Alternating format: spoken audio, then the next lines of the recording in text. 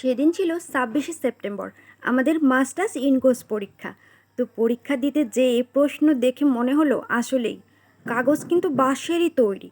তো পরীক্ষা শেষ করে বের হলাম, দেখলাম আমাদের ডিপার্টমেন্টের সামনে অনেক ফুল। তো একটা ফুল ছিঁড়ে আমার বান্ধবীকে দিচ্ছিলাম, অনেক দিন পর ওর সঙ্গে আমার দেখা, বেশ কথা জমা ছিল। তো গল্প করে কলেজ থেকে যখন ফিরে আসছিলাম তখন একটু ভিডিও করে নিয়েছিলাম, আমার ইচ্ছে তো নয়, আমার বান্ধবীর ইচ্ছেতে। তো আমার এই যে আরেকটা বান্ধবী, ও আমাকে ফুল দিচ্ছিল, আমি তো ফুল পেয়ে ভীষণ খুশি হয়ে গেছিলাম। আসলে যারা আমাকে ফুল দেয় না, আমার তাদের ভীষণ ভালো লাগে।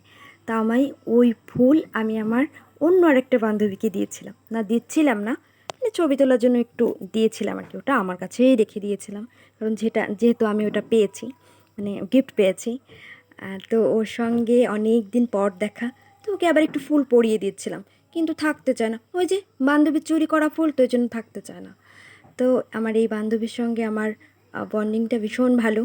তো ওর সঙ্গে আমার অনেক দিন পর দেখা হলো, সেই যে 24 সালের 16 সেপ্টেম্বর লাস্টে দেখা হয়েছিল, আর আজকে সরি আজকে না, ভয়েসটা আজকে দিচ্ছি, 26শে সেপ্টেম্বর আমাদের 25 সালে দেখা হলো আবার। তো অনেক দিন পর। তো বান্ধবীর সাথে অনেক গল্প করলাম, ওর একটা বিজনেস আছে, ওর সংসারের গল্প শুনলাম। আর আমরা শ্রেয়ঙ্গনে চলে এসেছিলাম। এখানে আমাদের একটা ছোট বোনের সঙ্গে দেখা করার কথা ছিল, সীমা। তো ওর জন্যই অপেক্ষা করছি আর আমরা গল্প করছি। তো বান্ধবী বলল তোরও কিছু ভিডিও করে দিই আর আমারও কিছু ভিডিও করে দে। তো আমি বললাম না, ঠিক আছে, আমি ভিডিও বা ছবি তোলা থেকে একটু বিরতি নিয়েছি।